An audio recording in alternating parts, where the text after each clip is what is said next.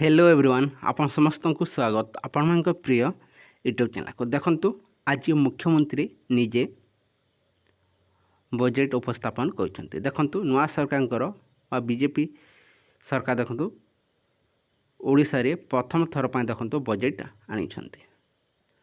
से बजेट आकार देखंतु 2,65,000 कोटी टंकार बजेट अना जाई अछि। मुख्यमंत्री को देखंतु अर्थ विभाग जेतेबेले रही अछि से ही जाकी देखंतु आपनकर बजेट उपस्थापन करछन्ते।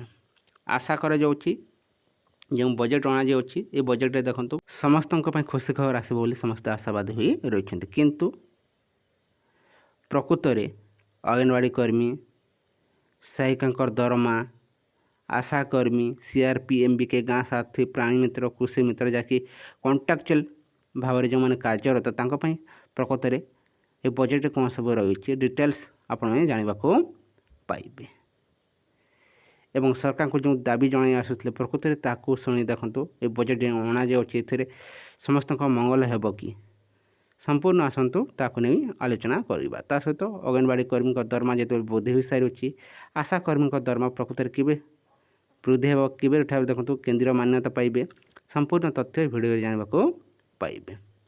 आसतु डिटेल्स कौन सब रही देखी ना। प्रथम आसतु आलोचना करने बजेट कौन सब रही अच्छी देखंतु। आज मुख्यमंत्री निजे जाकि बजेट प्रस्ताव आनी कहीं मुख्यमंत्री हाथ में ही जाकि आपंकर अर्थ विभाग रही अच्छी।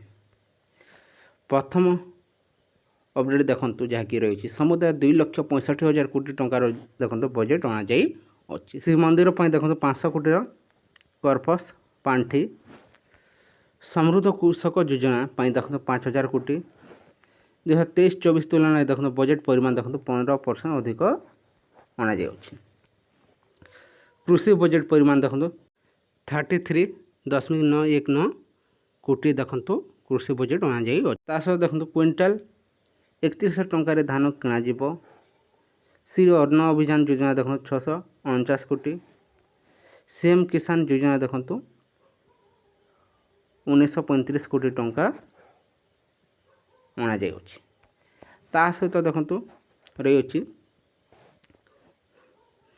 सुभद्रा योजना देखो 10,000 कोटी। महानदी नवीकरण देखो वैषयिक कमिटी, डैम सुरक्षा देखो 200 कोटी। ओडिशा रे आसीबा राज्य समवाय नीति मध्य देखो महिला और शिशु विकास देखो 17.942 कोटी देखो आप देखिपे। ता सहित देखो 2027 सुधा 25 लक्षपति दीदी देखो 2027 सुधा 25 लक्षपति दीदी। अनाथ शिशु देखो नुआ योजना यशोदा। ता सहित यशोदा योजना देखो 83 कोटी टंका व्यवहार करने देखो सरकार निष्पत्ति नहीं। यह देखो जहाँकि किसी अपडेट रही है आपणकर आज बजेट को नहीं। विभिन्न उच्च शिक्षा विभाग ता सहित गण शिक्षा विभाग, स्वास्थ्य विभाग समस्त विभाग देखो बजेट आसी सारी अच्छी। निहाती भाव में आपन संपूर्ण तथ्य आसंता काली खबर कागज देखा पाइबे। ता सहित देखो विभिन्न आउटसोर्सिंग कर्मचारी देखो कार्यरत से सरकार बजेट कौन आनी कि निहाती भाव से नहीं आपने आसंता काली विभिन्न गणमाध्यम कि विभिन्न खबर कागज संपूर्ण तथ्य आपने पाइबे।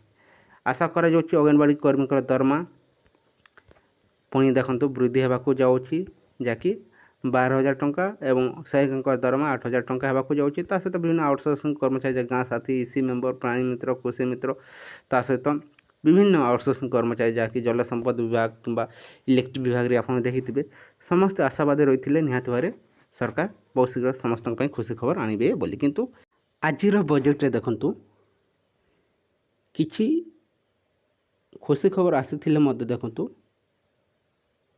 समस्ते देखो खुशी खबर पाइपारी नाहंते। आशा करा जाउछि 5 वर्ष मध्य देखो सरकार निहाती भाव जो आशा देखते से सबू पूरण करेंगे बोली।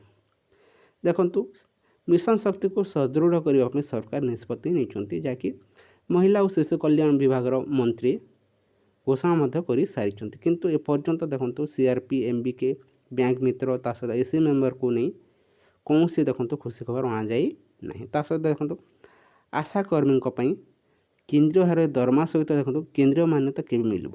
ଅଙ୍ଗନବାଡ଼ି କର୍ମୀଙ୍କ ଦେଖନ୍ତୁ ଦରମାକୁ ନେଇ ଯେତେବେଳେ ଖୁସି ଖବର ଆସିଯାଉଛି, ବହୁତ ଶୀଘ୍ର ତାଙ୍କ ଦରମା ବୃଦ୍ଧି ହେବାକୁ ଯାଉଛି, କିନ୍ତୁ ଆଶା କର୍ମୀଙ୍କ ପାଇଁ ଦେଖନ୍ତୁ ଏପର୍ଯ୍ୟନ୍ତ ଖୁସି ଖବର ଆସିପାରି ନାହିଁ।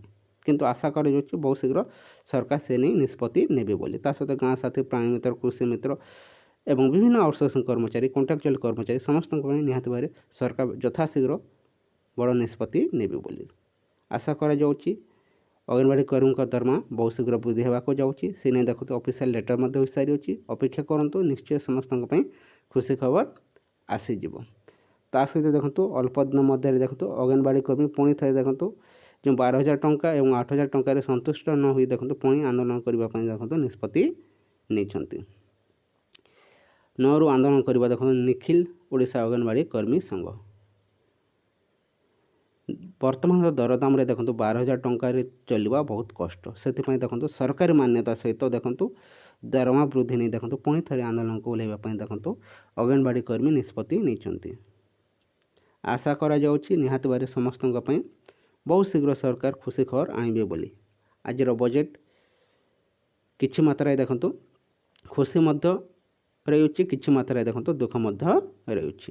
ଆଶା କରାଯାଉଛି ସେସବୁ ବହୁତ ଶୀଘ୍ର ଆଉ ଖୁସି ଖବର ଆସିବ ବୋଲି। ଏ କିଛି ଇନଫର୍ମେସନ୍ ରହିଥିଲା। ଯଦି ଭଲ ଲାଗିଥିବ ଭିଡ଼ିଓକୁ ଲାଇକ୍ କରିଦିଅନ୍ତୁ, ସାଙ୍ଗମାନଙ୍କ ସହ ମଧ୍ୟ ସେୟାର କରିଦିଅନ୍ତୁ। Thank you for watching.